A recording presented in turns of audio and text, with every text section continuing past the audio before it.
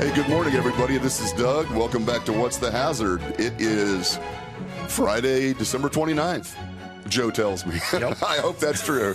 I have no idea. We, my wife and I and one of my sons went out to California for the holidays. Oh, nice. Visited my wife's family, which is always, that's a pleasure. You know, it's good to see them. We don't see them very often. And, but invariably we get caught up in that whole airline debacle.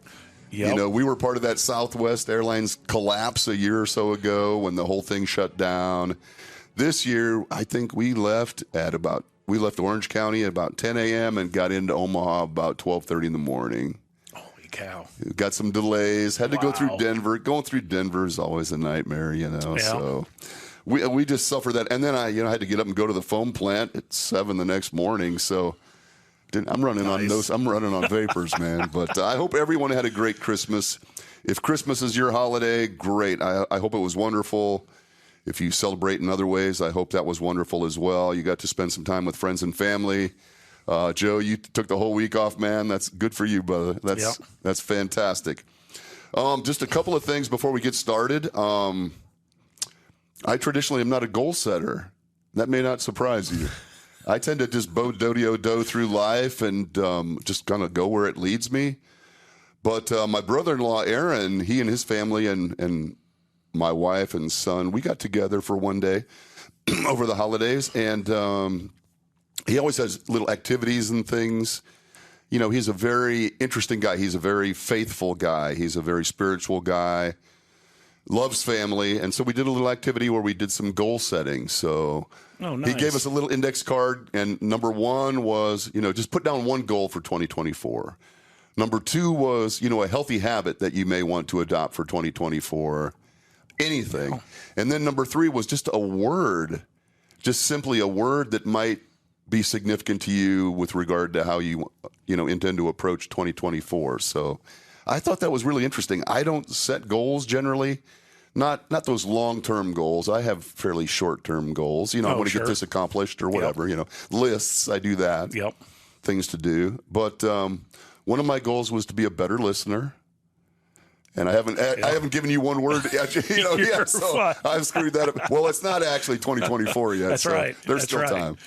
But be a better listener, not just be quiet, but actually listen. Right.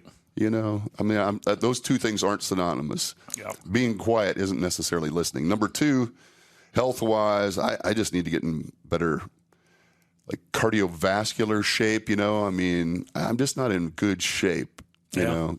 So I'm hoping to do that. And then my word is fearless. I tend to be afraid of like risk taking or trying new things or things like that.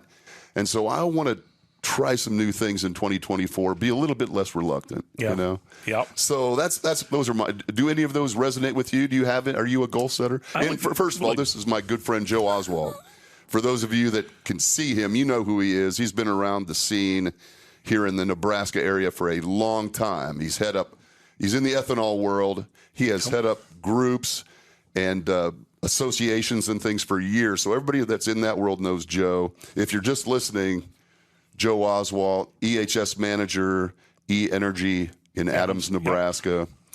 Does it all, truly, and he's got some really amazing skills, and so we're going to talk a little bit about that. But let's go back to are you a goal guy? You probably are, aren't you? To an extent, more so now that the wife's got the bakery, so we've got that.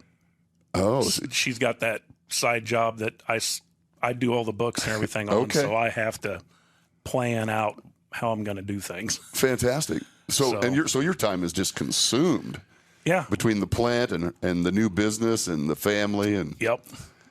So you do set. Give me an idea of a goal that you might have set for yourself, if you're willing to share that. What kind of things do you want? A goal for this next year would be to we want to move forward and expand the bakery. Fantastic. And it's actually more on the wife's side. For so many years, my wife's been there to support everything that I've done. Sure. And I told somebody last year, and when I said it, it just resonated so much with me was, when we were talking about, her setting up her bakery, and it'd always been a dream of hers to do a bakery, and she loves to bake. And I said, this is my time to support her. Good for you, man. In what she's doing. And that's why I took on, she's not.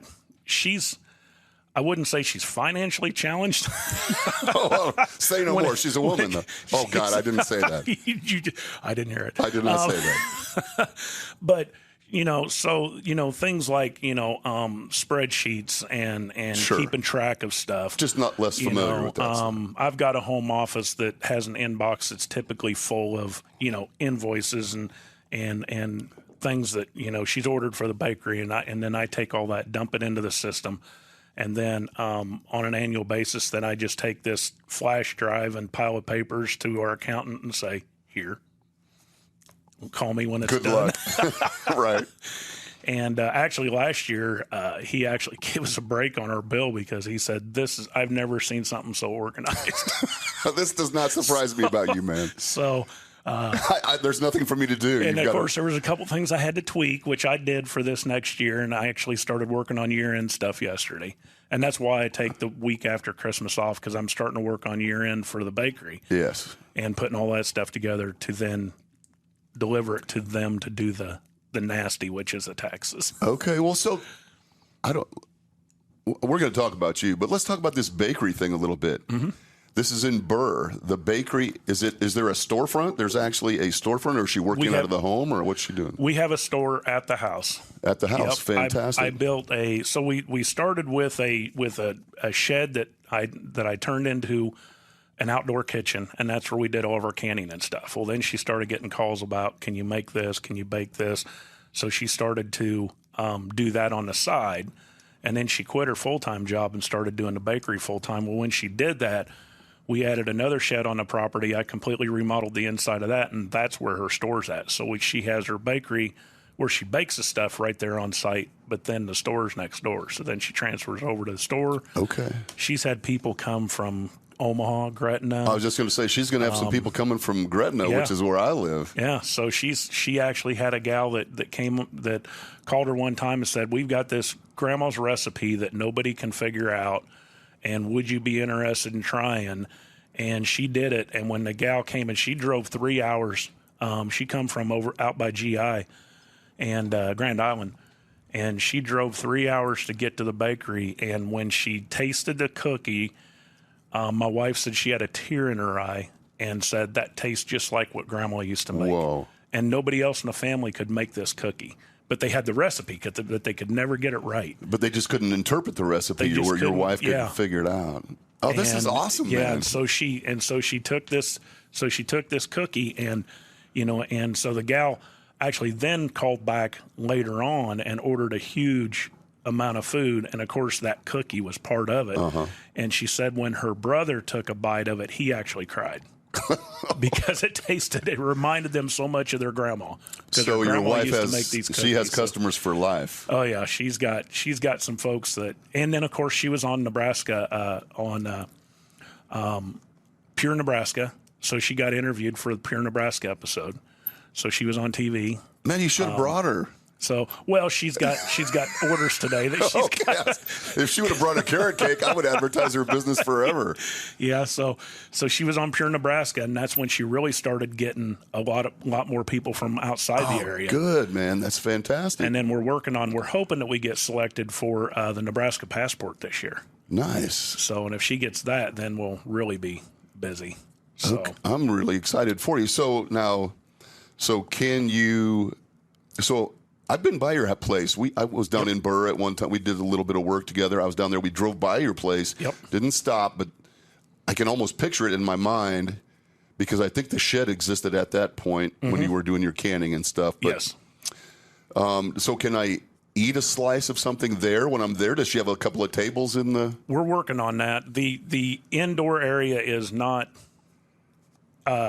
customer friendly for sitting and eating. Okay. But we have an outdoor area. I've got a fire pit behind the store, and then we've got tables and chairs set up where they can sit out there when it's nice out, of course. Mm-hmm. We did both planting and harvest because there's no restaurant or anything in Burr. We actually had dinners that we made for the farmers, and so the farmers would come in and eat.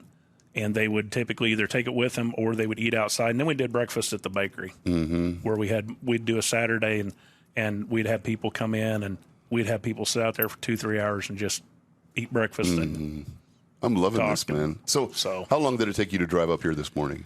50 minutes maybe. From Burr.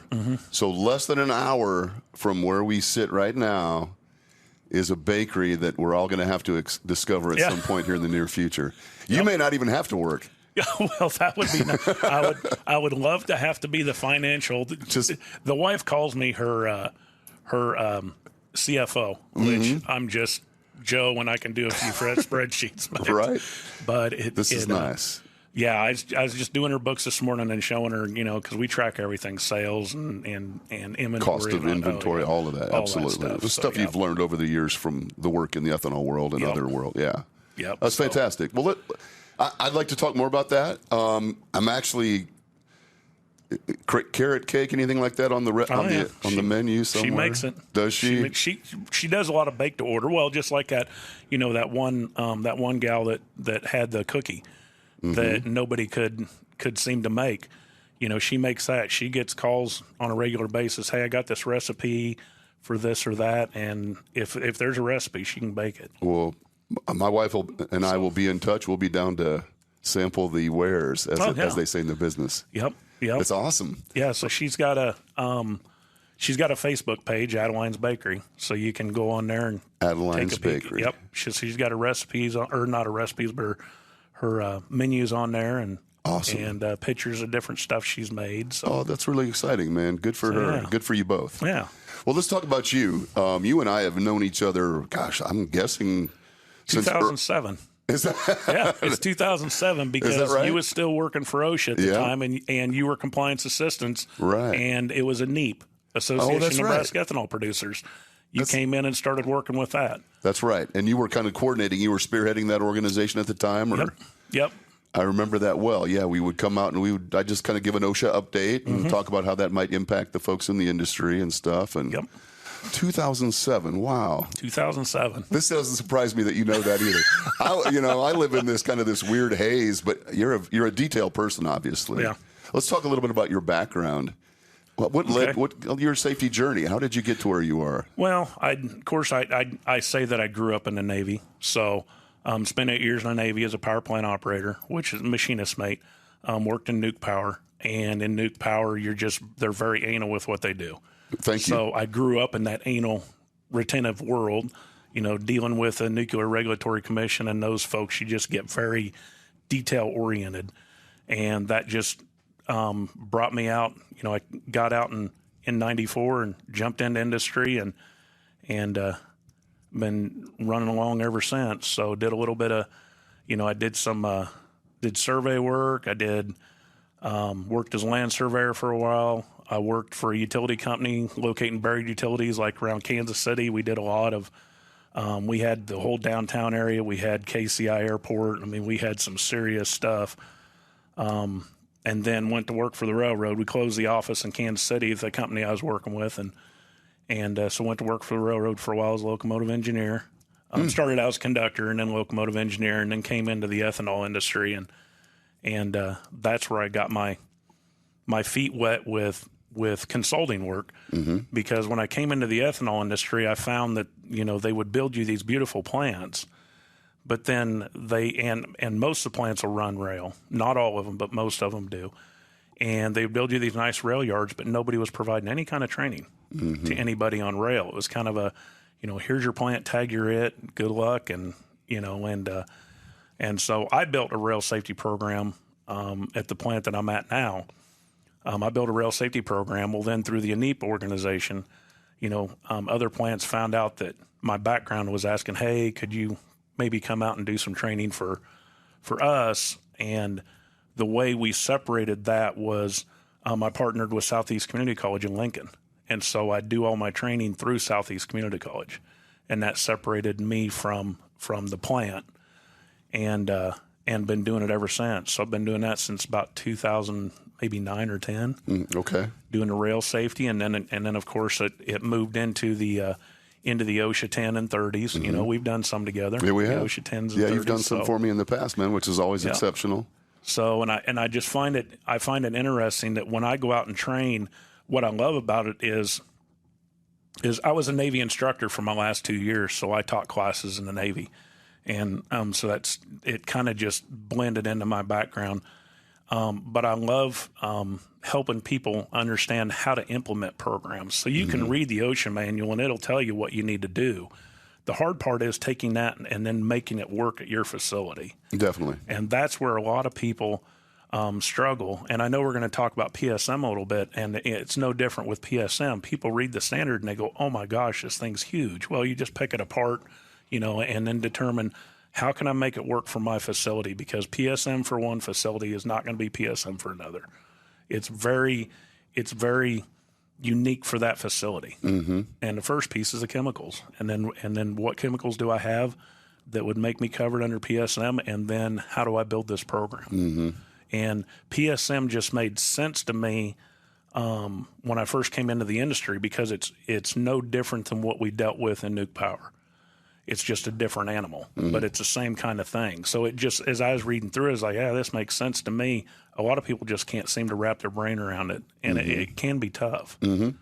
No doubt. So let's go back. So you said you grew up in the Navy. Did you go, how old were you when you went into the Navy? I was 17. Is that right? I was 17. I was in boot camp for my 18th birthday. Is that right? Is that legal? Did somebody have to sign you away? My parents had to sign me away. Right. Yeah. So I was actually deployed 6 months after I joined. So 18 years old, I was hopscotching all over Europe. No kidding. Deployed overseas. So what a way to grow up. Yeah. And did 2 deployments before I went shore duty. So, and then I was actually a plank owner, what they call a plank owner on the George Washington, which is an aircraft carrier. So I was there for christening, I was there for commissioning, sea trials, acceptance trials, all that stuff. I was part of that crew. Fantastic. So that was neat. And I still follow them today. I'll bet you do. So yeah. And that group of men that were part of that, plank owners, the people that were there for the very beginning, I mean, that's a pretty tight group, I bet. It is. Because there's only plank owners, there's probably only 1,500 people in the world that are plank owners of that ship. And I've got a plaque that, because when it was in dry dock, they set it on wood, and then they took them wood planks and laser engraved plaques for all the plank owners. So because, fantastic. in the old days, you'd actually get a piece of the plank off the ship, off the floor. They'd pull a board up and here's your plank. Well, they're all metal ships now, so they don't do that anymore. Right. That's how they do the plank owners now. And so what's a nuke sub like? For those of us that have never been on one or will never see one even. A nuke sub, I've only been on one. It was a fast attack. We were doing some work on it. What's that like? It's like going down into a closet. I mean, it is tight quarters. There's not a lot of room for anything. And luckily for us, they were pier side, so they didn't close any hatches or anything. But you could just tell that, when these boys go down, and I worked with several, what we called bubbleheads, which was submariners. And I worked with several of them where they were down, for 3-4 months before they ever saw daylight. They just stayed down that long. Do you got to sedate them or something? I mean, how do you, I think that would, there must be a lot of psychological evaluation prior that, so you don't lose it down there? Oh, yeah. I mean... Yeah, you get, it's and of course, for anybody that's claustrophobic, it's game over. You're out. I mean, as soon as they close the hatch, I mean, you're in there for the long term, and fast attacks, and then you got your fast attacks, and you got your boomers, which are your they carry the guided missile crews, the missiles, and those boomers would go out, and both of them go out. You never know where they're at. They're there. I was with the John F. Kennedy battle group in 88, 89. We did our second med cruise. We're the ones that splashed those 2 MiGs over in Libya. And they wanted to get a picture of the battle group. So they got all the ships together. And it's funny because, when they went to take the picture, there's a submarine.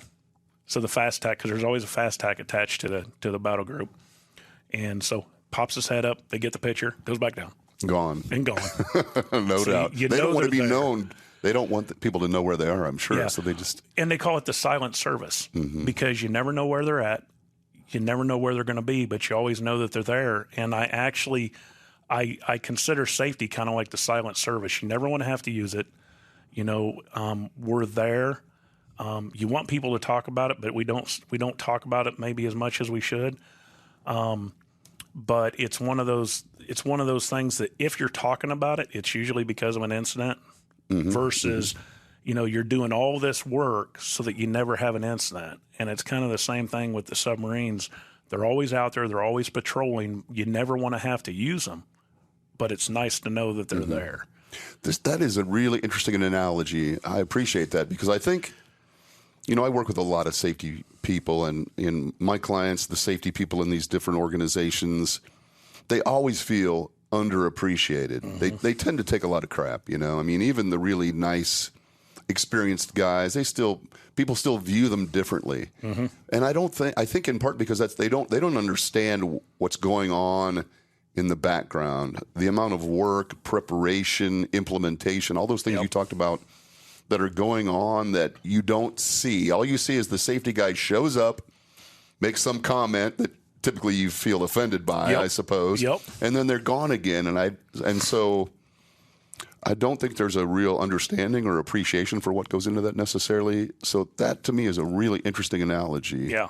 How important that is for the peace of mind that we all need to do our work. But because I had an assistant at one time. And I had asked him, I said, what is your, what are your goals? And he said, from a safety perspective, what kind of goals do you have? And he said, I want people to know that I was here, that I did something. And he was a fellow shipmate. We spent time on separate ships, but all Navy people are shipmates, regardless of when you was in. And I told him, I said, I look at safety kind of like the silent service, kind of like the submariners. They're there, but when you have to use them, it's gone bad enough that if they're there and you're having to use them, it's a bad day. And it's kind of like the same thing with safety. Usually safety gets this bright light shown on them when you have an incident, whether it be a fatality or an amputation or whatever the case may be. Then safety becomes a huge deal. It's there for a while. It's a big deal for a while, and then it kind of fades back into the background. OSHA goes away. Everybody kind of fades off, and then we go back to doing what we're doing. And it's really unfortunate because it's okay to fade, but it's not okay to relax. And I've always said that, for those companies that have zero incidents for, 1, 2, 3, whatever the case may be, years, good for you. But for somebody like me, that scares the crap out of me because then I'm worried about what are we missing? Let's not get complacent. Yes, we're a safe company, but there's a reason for that. And it's because you got to be very, very aware of safety and keep it at the forefront, even though we kind of want it to be quiet. But keeping it at the forefront. So it's challenging to get all of those things in place, and it's really challenging for those that, like my assistant, he wanted people to know that he was here, and I'm just the opposite. I want people to know that I'm here as a tool for them to use to be safe. But it's also okay if they don't talk to me, So, right. You really don't want to be in the forefront, certainly. Right. Usually if you're in the forefront, it's because of an incident. It's a bad thing typically. Right. Really interesting, Joe. And I've always appreciated you for you're just such a thoughtful safety person. You've touched on a few things that when we talked about before we started recording, my having learned over the course of my career, to stay in my lane. To focus on things that I'm comfortable with, that I understand, and I'm relatively good at, and not those other things. And so, and your skill set, it certainly includes what I do, but you do things that oftentimes a lot of people don't do. The rail safety thing is really interesting to me. And you talked about working, for a railroad as a conductor and as an engineer. And that, so you have provided those skills to some of my clients. Those are things that's kind of a unique skill set. Not a lot of people have expertise in rail safety, but certainly in the ethanol world, every ethanol facility is every ethanol facility loading onto rail cars, and is that? Most of them are. There's a few out in Colorado that are close enough to the Denver metro area that they can truck all theirs. Okay. But typically, a typical ethanol plant's going to have some sort of rail. Right. And it might be a split between truck and rail traffic. But for the facility that I'm at, I would say 99% of ours goes out by rail. Right. Mm-hmm. So interesting. And that's why when we first showed up, and we got a locomotive versus a trackmobile, and and so when it showed up, I immediately jumped in and started moving rail cars. As part of the deal. I actually went out and trained all the guys on how to run a loco and how to switch cars and how to do all that stuff. And part of that was just getting out there and running with them. Mm-hmm. And I still love doing it today. I love getting out there and running with them. But we've got two guys out there that have been there for 10 years, so they don't ask as much as they used to. Yeah. But now you're doing some work, as you mentioned. You do this full time with the ethanol facility, which is a full time gig. Yep. But you do work on the side. You do training. You've done a lot of work for my clients over the years. Rail, specifically the PSM stuff as well, which again is a niche. People that are really good at PSM tend to focus on PSM, and they don't really do a lot of other things because it is such a, there's a lot to it. It's very sophisticated. I thought you described it really well because it is very location specific. Every PSM program is going to be that site specific entity. It's not, you don't just plug it in. Right. It's not a program that you can just go buy off a shelf and make work for you. Exactly. There's so much detail that has to go into that, and it's detail specific for your facility, starting with the chemicals that you use. And then from there, your mechanical integrity and your process safety information, all those different elements are all very specific to your facility. So even ethanol plants, most ethanol plants are going to run at X, whatever X is, and they're going to have certain chemicals. They're going to be pretty much the same. You got your high proof alcohol, and you got most of them, or a lot of them have ammonia, anhydrous ammonia.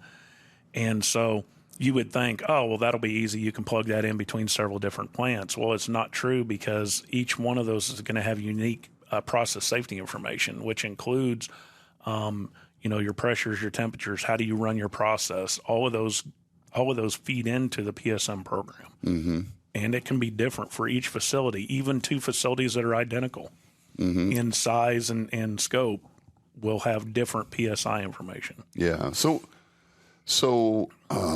we only have an hour total for this, and so we should be breaking this into multiple episodes. But let's just do a quick PSM for Dummies overview.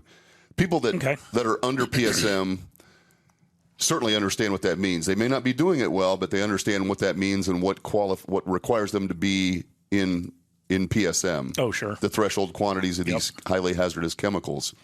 I'd like to do a 5-10 minute PSM for Dummies.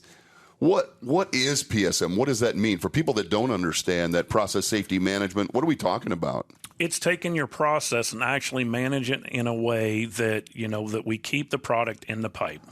Is what it boils down to. So you got your piping inside your plant. That is your primary containment. So when you talk about sumps and you talk about, you might have sumps out in different areas, and all of that stuff's called secondary containment. And why is that? Because the pipe is your primary containment. Keep it in the pipe.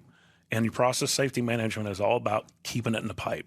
So when you look at things like mechanical integrity, and then you dive into some of your American Petroleum Institute API standards where it talks about, baseline thickness testing and all those things. All of that stuff's designed to make sure that you're maintaining your equipment to keep the product in the pipe. Okay. And so when you look at that, and that's part of the struggle that people have with PSM. You think, well, the 14 elements are there. OSHA has put these elements into the standard, which is, the 119 standard. They put all that stuff in there. Well, I'm doing that. Well, The good and the bad with OSHA is, and I've always told everybody, what's written in the book is just the basics. And if you go to the front of the OSHA manual, they've incorporated by reference a whole bunch of standards. And then, of course, we both know general duty clause captures everything. Yeah. You can't just put everything in the OSHA manual. So the OSHA manual is a starting point, but then you got to branch out into other areas, your API standards, maybe some of your NIOSH and some of those other standards that deal with, your vessels and your piping systems, your B31.3s and your API 510s. Those are going to tell you how you're supposed to maintain those pressure vessels and piping, and then you're doing your thickness testing and all of these things. All of that's part of PSM. And people, they miss that because when you read through the standard, it'll say maintain your equipment per manufacturer's recommendations. Well, that can take you down a rabbit hole that just one vessel can take you in multiple directions. Yeah. And some people just don't know where to look. Yeah. They're not sure where to go. All of those standards are part of it. So you have to bring all those into the fold. It's not all going to be in the OSHA manual. That's your basic guidelines for it. And it's not OSHA's fault. If they put everything in the manual, we would have rooms full of books. And just for PSM, you would have rooms of books to cover all these different things. Right. And they just can't do it. It's just not something that you can put into one manual and cover everything, because there's always that one piece that you miss, So, when you're looking at your mechanical integrity and you're looking at, like I say, baseline thickness testing, you're looking at your PRVs, your pressure regulating devices, and how do you maintain those? And that's a different manual. And then you go into, piping, that's a different manual. And you go into all these different things that are part of your mechanical integrity, which is just one element of the 14 of PSM. And mechanical integrity alone can be a full-time job, because that's where your maintenance group, how do they maintain your equipment? How do we keep that chemical in that pipe? I love that description. That's what it's about, right? That's it in a nutshell. If you keep it in the pipe, good things can happen. Yeah. But so there's a list. I think there's an appendix that lists all of these hazardous chemicals. Yep. And the threshold quantities that trigger this PSM requirement. But it's all about chemical in process and keeping it in the process. Keeping it in the pipe. Yeah, keeping it in the pipe, keeping it in the tank. And just circling back on that threshold quantity, when you look at that, you want to make sure you understand that is in pounds, not gallons. Okay. And I've seen people get mixed up on that because they say, well, it says 10,000 gallons. I only have 7,000 gallons on site. Right. And no, that's 10,000 pounds.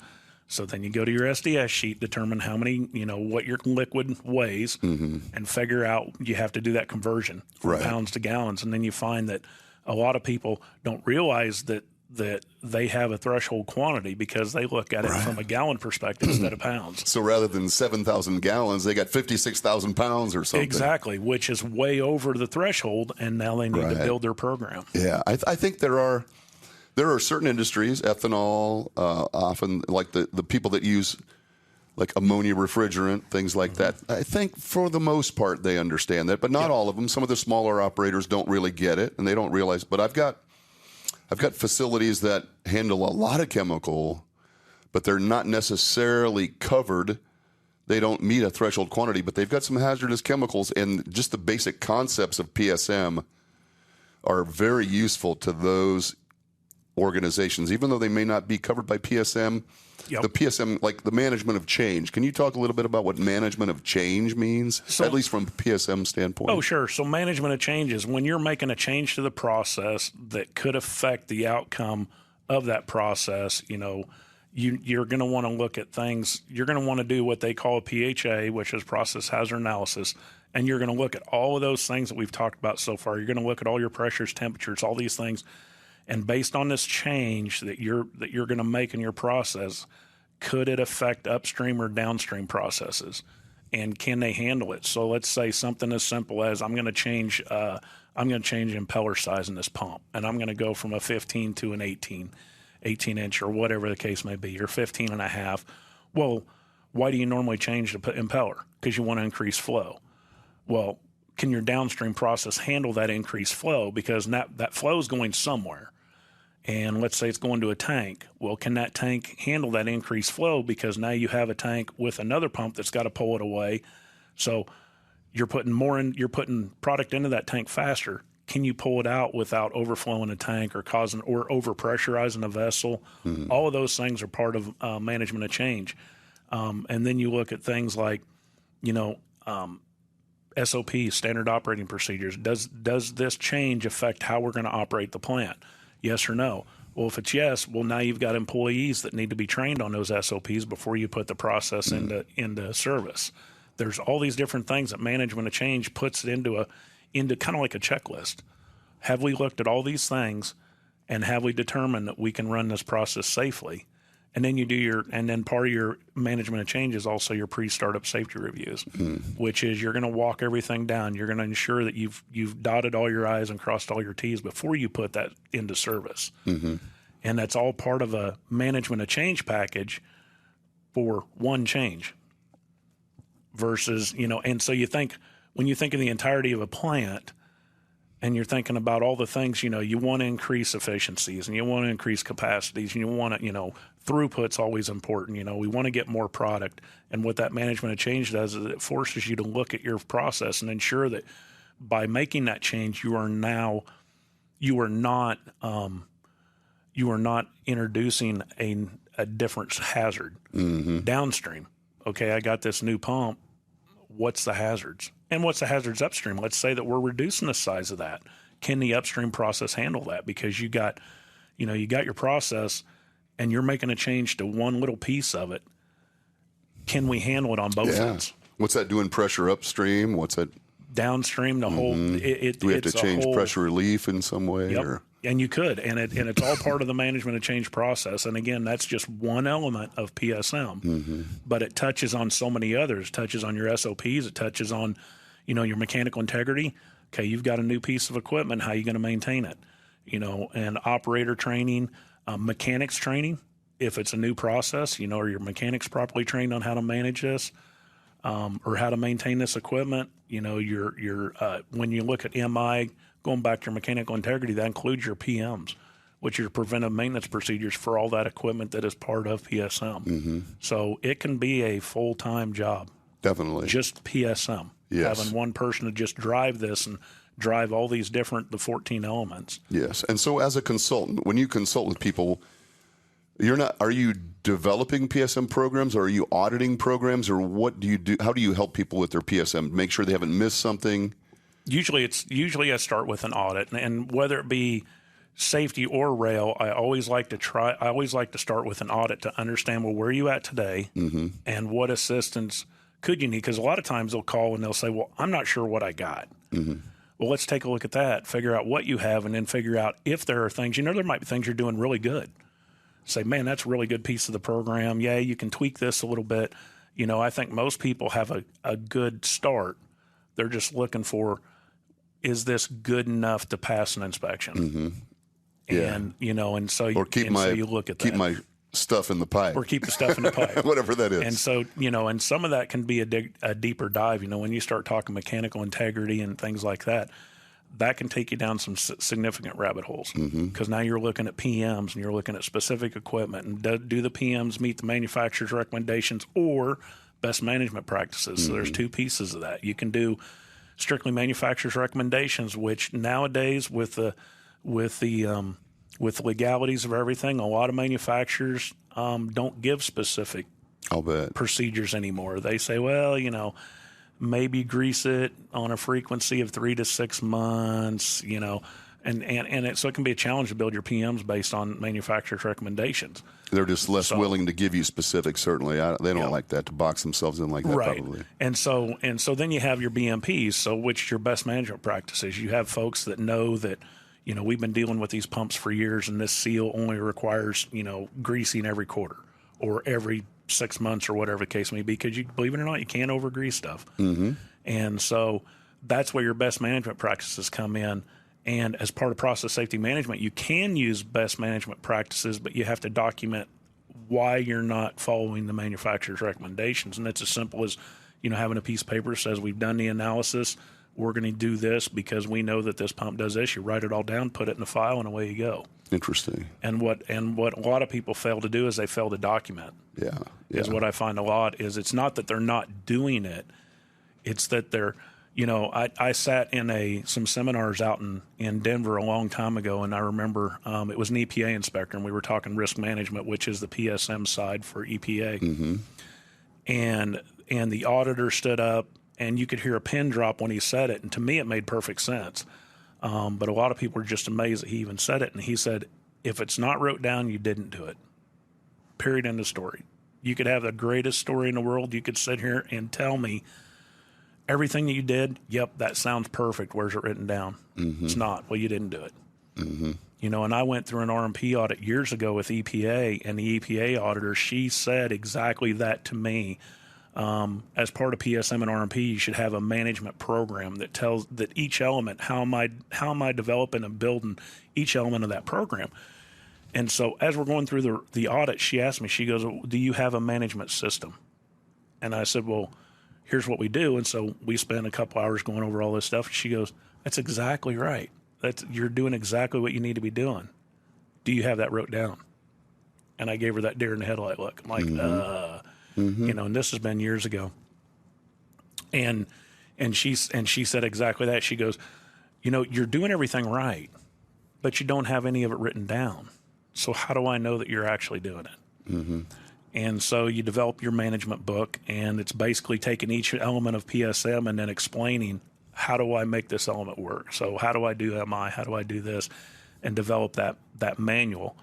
And I developed that manual, sent it to her, and it was perfect. And that was one of the citations ones. We didn't have a management system, which they were looking for something in writing. I see. And so I built that, sent it to her. Citation went away. She said, this is perfect, done. Awesome. And went away from it. So, and that's one of the things I find with a lot of folks is they just don't have those. They don't have it wrote down. Mm-hmm. It's not that they're not doing it. They're doing it, but they don't have it wrote down. And they need to. And they need to because someday we're all going to retire, maybe. No, but and so that knowledge base goes away. Right. Well, then somebody new comes in. How do they know what to do? They typically don't because they're trying to rebuild. They're trying to rebuild that wheel because it's not written down anymore. Right. So they're trying to decipher the little bits and pieces that they see that are in place. Yep. And it always takes a different path. Invariably, when I interact with changes in safety people, that guy before me was an idiot. He didn't know, well, he or she had a good plan. Yep. Maybe didn't have it detailed and documented correctly or to the, adequately. But so it's always going off in a different direction, and people are changing directions all the time. Whereas if we had this level of documentation, we wouldn't have to change direction. We could just stay on the path. Well, and it's about interpreting the standards too, because I've sat in a room with other folks and we've read the exact same standard together and we interpret it completely different. Mm-hmm. And I've had that with OSHA inspectors and I've had it with just other safety guys. They'll read the standard and they say, well, I read it like this, and I'll read it, and well, I read it like this. Mm-hmm. And, had some success with OSHA, Matt Thurlby, which maybe people know or don't know, is the area director now. Well, he was one of their PSM inspectors, and I spent 6 months off and on with him way back when doing a PSM audit. Yeah. And there were times where we would sit in a room and he would be reading, and we would spend an hour and a half just talking about a standard. And say, I interpret it this way, and here's what I'm doing. And he'd go, yay or nay. I would say we would argue, but it's more of it's kind of like attorneys. You're not physically arguing with each other, but you're arguing the facts. Here's what I think we're meeting the intent of the standard because certainly based on my interpretation of the standard, we're meeting that. Right. And that's what's most important is are you meeting the intent of the standard? Right. And if you are, that can look like 10 different things for 10 different facilities. Right. Each facility does it differently. Hot work permitting is a good example. It's part of your PSM program. You have to have a hot work program. That can look radically different between facilities, but are you meeting the intent of the hot work program? And if the answer is yes, then you're good. And it's all about meeting that intent. And it's that way with any standard that's out there. You read through it, and are you meeting the intent of the standard? And, you brought up an interesting point earlier about, there's people that are below the threshold quantity for a chemical, but they might be covered somewhere else. Pneumonia is a good one. You're below the threshold quantity, but there's a whole separate standard within the OSHA manual for ammonia, for anhydrous ammonia on site. If you have a incident with ammonia, that doesn't mean you can't be cited through the PSM standard, because the general duty clause gives OSHA the latitude to then, I say, and I mean it with the best of intent, is they will go find the standard. They will go find the language, because really what it boils down to is if you read 5A1, and 5A1 says the employer shall provide the employee a workplace free from recognized hazards. Key words, recognized hazard. If it's a recognized hazard, ammonia is, whether it be 100 pounds or 10,000 pounds or 100,000 pounds, it's a recognized hazard. How are you protecting your employees from it? And that's what OSHA is going to look at when they come in, is that recognized hazard. Did you recognize a hazard, and what were you doing to mitigate it?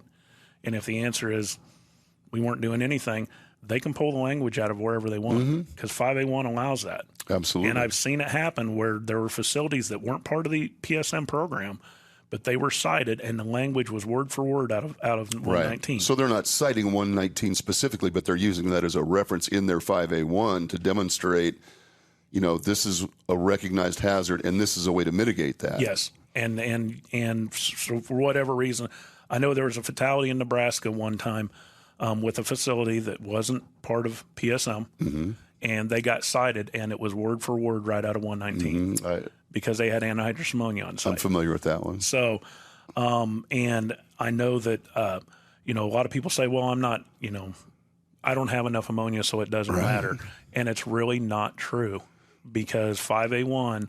So what I try to do is I try to build my programs based on 5A1, which and I even teach this when I teach OSHA 10 and 30 classes, and I make sure and talk specifically about 5A1, because a lot of people miss that. There's not an OSHA standard for it. There doesn't have to be. 5A1, recognize risk. What's the risk, and what are you doing to mitigate the risk? I call it Safety 101, and I've developed a class that I teach through Southeast called Safety 101, and I was teaching a class for Southeast here last year, and we were doing an OSHA 10 class, and you have your standard OSHA stuff, and at the end I did my Safety 101 as kind of a, hey, you have those electives that you can do, and I did Safety 101, and it's basically, it boils safety down to recognizing risk, developing mitigation strategies to reduce or eliminate the risk, and do that. And I learned that through a class that I took, or through a seminar that I was with, and a gentleman stood up and he mentioned those things, and it was like a light kicked on in my head. And this is being in the safety world for 10 plus years. And I was sitting in this class, or sitting in this seminar, and he mentioned that, and it was like a light kicked on. And I immediately got his book. I can't remember the name of the book, but I've got it on my shelf at work. And the light immediately kicked on. I was like, oh my gosh, that's it. It's not about what's in the OSHA manual. It's not about what NIOSH says, not about what, all these different books, it's about what's the risk and what am I doing to mitigate the risk. Now, if you can do that, then you can piece it into a standard. But if you, and sometimes there's not a standard, because, we both know, and it's kind of a gross analogy, but, the OSHA manual is written in blood. These are the ones that killed a lot of people. And so they promulgated a standard based on that. Right. But that doesn't mean that's the only risk that's out there. Right. And so we have to look at that risk. And so as safety folks, we have to have our eyes open to that risk, and all of our people. What's the risk when you walk into a room? And then what are you going to do to mitigate the risk? And it could be as simple as a cord's laid across the floor. Well, I'm going to roll it up. Or a hose laying across the floor. Well, I'm going to roll it up. But there's other strategies. And I got a whole class on this. And what I found interesting was, as I taught this class, this one class, so I went through the OSHA 10 class, taught all the standard stuff, and the folks are sitting there in a room and they're paying attention, but, and I started teaching the Safety 101, and they're scribbling on. I see people out there just writing as fast as I'm talking, and trying to write all this stuff down, because that's really where the rubber meets the road. You got all these different standards that you can really try and focus on, which is good, because it gives you some framework. But if you look at it from a perspective of what's the risk, and what can I do to mitigate it? If you can do that, then you'll find a standard to plug it into at some point. So, you look at a vessel and you say, okay, that's a pressure vessel. What do I do to keep the stuff in the vessel? And you start to develop this framework, and and the API standards, things like that, are going to give you those specifics on doing your baseline thickness testing, and then doing thickness testing based on on those things. But it's all about the risk, and so I spend a lot of time teaching on just, again, what I call the safety 101, which is recognizing the risk. Because if you can't recognize a risk, then you can't develop mitigation strategies. So you have to have your eyes open. You have to use your senses to recognize that risk. And I think if you're taking that approach, identify the risk, develop some type of mitigation to reduce it or eliminate it, whatever that might be, then generally you can put yourself in compliance relatively easily, rather than the opposite. Sometimes you comply, but you haven't really mitigated the risk necessarily, or you haven't identified all of the risks, because I think we suffer from this compliance fatigue at times. I just walk around looking for things from the book, like a checklist, and that's, to some degree, that's helpful, but it's not all encompassing. You miss a lot that way, right? So I don't love that. Yes, you need to go out into an environment looking for that risk. What's the risk of that guard being off? What's the risk of not having a keeper pin in that hose? What's the risk of this hose laying across the floor? And identifying those risks. And some of the mitigation strategies are a little more challenging than others. So, you got the pyramid, elimination, substitution, engineering controls, administrative controls, and PPE. Those are all different levels of mitigating that risk. And of course, as you go up the pyramid, starting with elimination, substitution, the dollar signs go up as you look at that. But if you're lucky enough to be on the head end of a project, you can mitigate that risk based on how you build it. And we've done that. I've been on the head end of projects where we looked at how can we mitigate risk, and it might be as simple as don't put walls up. So when you're talking about combustible dust, you have to have 5 things for combustible dust to occur, and one of them is confinement. Well, if you remove the confinement, what do you have left? If you take one of those elements away, now you have taken away the ability to have a combustible dust explosion. And mechanics might not like it this time of year. It's a little harder to work on equipment when it's really cold. Sure. But you're looking more at risk of, what's the risk of closing that in? And that could be, now you've confined that dust into an area where it doesn't mean you can't have a deflagration event. Right. But a deflagration event's not going to blow walls out. Right. It's not going to blow equipment up. You're going to have a quick fireball when it goes away. And you won't have the secondary because you don't have anything confining that sudden increase in pressure. It just kind of goes away. It dissipates. Yeah, that's exactly right. So, so that's, so when you're looking at that and you're looking at safety, thinking, what's the risk? Then you start working through that. And once the system's in place, it's harder to do the elimination and substitution. But engineering controls, you got that real noisy air compressor. You could put walls around it and reduce the footprint of that noisy area. So it's not half the plant now. It's reduced to an area inside a room, which now you might have, specific hearing protection requirements in that room, but not in the entire plant. And then your administrative controls are your policies and procedures. And then, of course, PPE. And people think, well, you've given up on everything else, so PPE is the answer. No, you can do things safely with PPE. You don't have to have the administrative controls, the engineering controls, all these other things. If you can do it safely with PPE, that's okay. And I've seen PPE work. Absolutely. I've seen it work. I've seen arc flashes where the guy walked out of the room and had no issues whatsoever, and he was consumed by a fireball. Right. And he walked out, and the only thing he had was where they'd taped his gloves together, he had just a little bit of piece of the tape that didn't quite stick, and he had just a little bit like a first-degree burn right there in that one little spot, and that was it. It's amazing. And I remember him telling me, because I was involved with that, and I remember him telling me, he said, and this was an electrician, he said, and it was a young kid, he said, I'm really rethinking my career path because it scared the heck out of him. And I said, here's 2 things that you need to keep in mind. One, You had all your PPE on. You was doing everything right. Look where you're at. It blew the entire side of the panel out. Mm-hmm. Look where you're at. You're standing here talking to me. And the most important thing is you're going home to see your family tonight. That's all that matters. Mm-hmm. He was more worried about, oh, my gosh, look at all the money you're going to have to spend to replace this panel. And I said, I don't care about that panel. What I care about is the fact that you get to go home and see your family tonight. And he stopped by my office on that. This happened like on a Wednesday. Stopped by my office on a Friday. And when he walked in my office, he said, I want to apologize. And I stopped him in his tracks. And I said, you did nothing wrong. Root cause, we found that when they were pulling the wire, they nicked a cable. Mm-hmm. Well, when you're talking very high voltage stuff, it don't take much. Right. And that's what caused it. They had done all the inspections, and they just missed this little nick. And to this day, I still have that piece of wire in my office. And I stopped him in his tracks, and he had tears in his eyes because he was worried, oh my gosh, look at all the money that I caused, this damage to this equipment and everything. And I looked right at him and I said, the only thing that's important is that you're going home to see your kids. Mm-hmm. So that's all that's important. We can replace that panel. We can replace all that stuff. We can't replace you. Right. And it's interesting how. And that's what safety's all about. That's why we do what we do. Well, I think people gravitate to looking at things as negatives.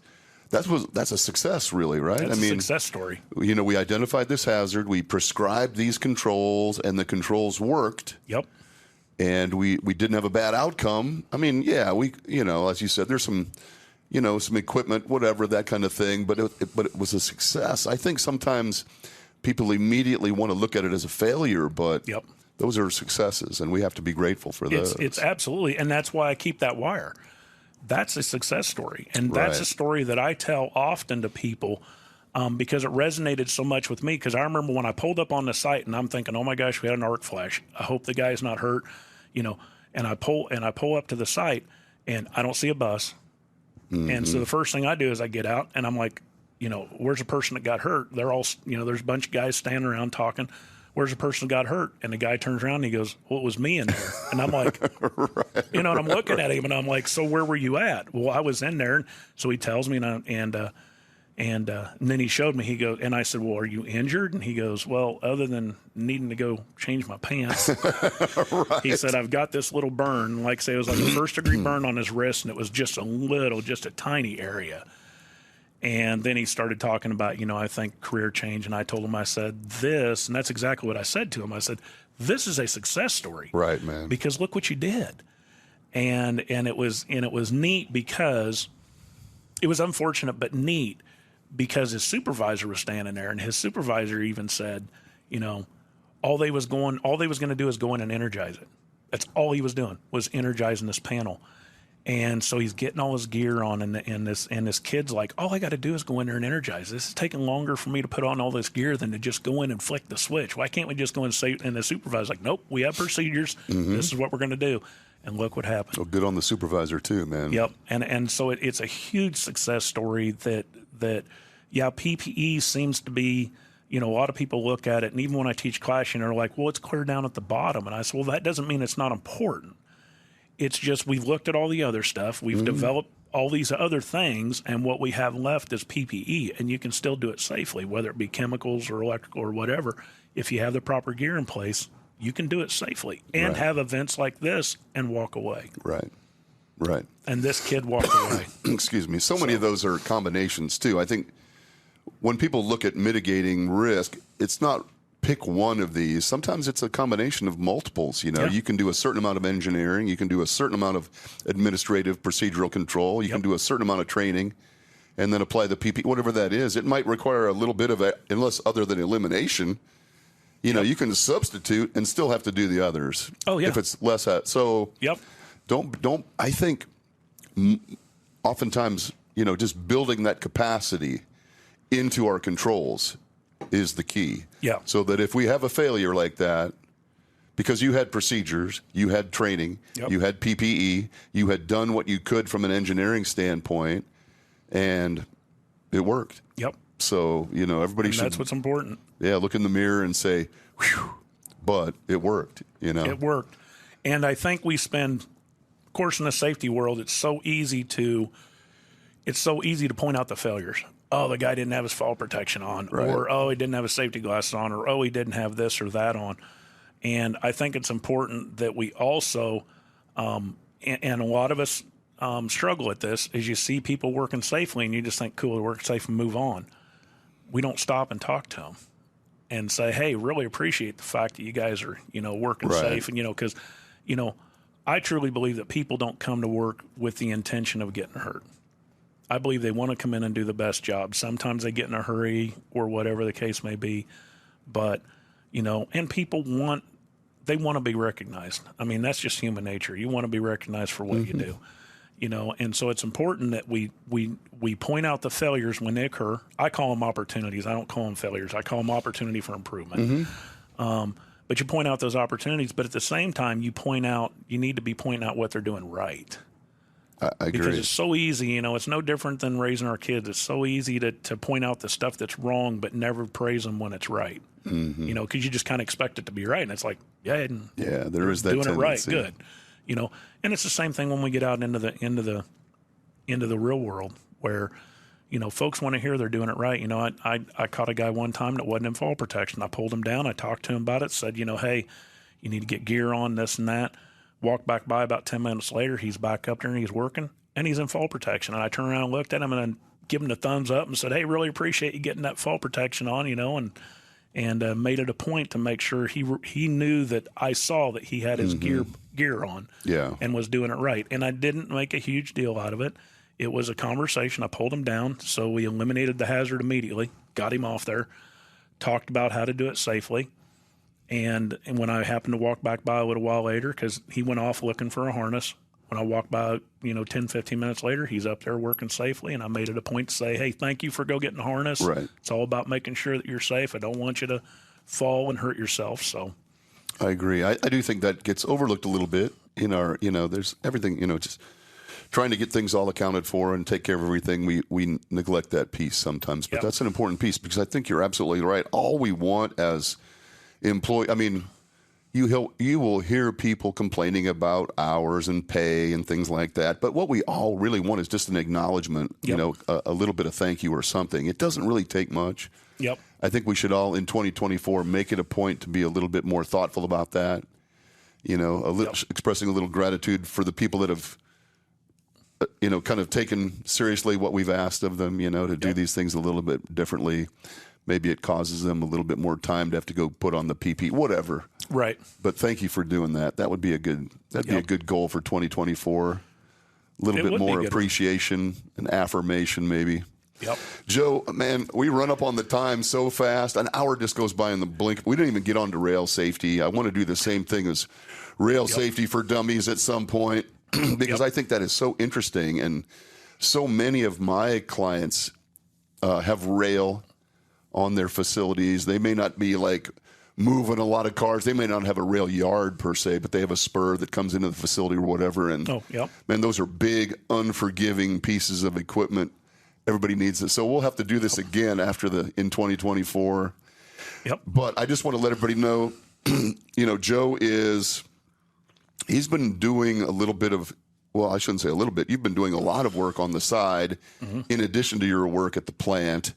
But PSM, rail safety, training, any and everything, a lot of process stuff. You're a very detail-minded person, and I appreciate your comment about just helping people understand and implement these programs. There's oftentimes a failure there in that implementation piece. So I'm gonna post your contact information in the notes of the show. Oh, sure. If people want to reach out to you, they'll be able to give us an email that you can use.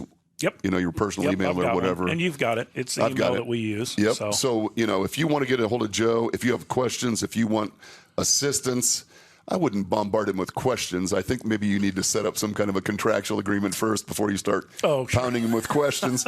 I made that mistake in the beginning. We all want to be helpful, but there's a point where that becomes a little bit burdensome. I think this is incredible information, man, and I always love our conversations because our minds work so differently. We have the same objectives in mind, and we hopefully come to the same place, but our approach is very different, and I really appreciate that. You know, it makes me wish I was a more detail-oriented person oftentimes. Oh, sure. And so I love that about you. And so I don't, you know, we have to wrap things up. We're out of time. I'm not really, you know, I don't articulate this well, but I am really hopeful that everyone has a good 2024. Mm-hmm. You know, I know some of you are dealing with challenges right now professionally, the safety stuff. Some of you have had bad days recently, and I hope you just continue to appreciate the importance of what we do. Yep. This work is really important. I have a hard time thinking of things that might be really more important. I know that, you know, doctors and teachers and nurses, and there are a lot of people that do really important work. But this safety thing is important stuff. I'm very grateful that I found my way to this profession, and I love the relationships I've made over the years. So I am wishing you all a prosperous, satisfying, maybe some type of rewarding, maybe re-energizing, whatever that is, 2024. Hopefully we can do it together. If you do need help from Joe, or if we can help you in any way, feel free to reach out. We are going to do another year of the podcast. I've just, you know, confirmed with a few sponsors that we'll be able to keep the doors open. So nice. We'll keep offering information. We'll get Joe back here in the near future to talk about rail safety and other things, and the baking too. Let's not forget the baking. Maybe your wife can. I guess say she might have to come in and do that. She can certainly come in and do that piece. I'm the builder and she's the baker. Awesome. But thank you for that. We'll put her information on the website as well. Oh, perfect. So we can get in touch with her. I'll be in touch with her soon, because I got a real issue. I got a carrot cake. Like, she makes a good carrot cake. I'll bet she does. I'm looking forward to it, man. Yep. Thanks for coming up. Oh, you bet. Appreciate your driving up, man. And I hope you have a great New Year's and a great 2024. I know we'll be in touch. So thank you, everybody. I hope your year was a satisfying one, and we look forward to spending some time together in 2024. So enjoy the weekend. It is Friday now, Friday afternoon on the 29th, I think, or 28th, or whatever day we established. 29th. Yep. 29th. We decided it was the 29th. Have a great weekend, and we'll be back on next Friday. Talk to you then. Bye-bye.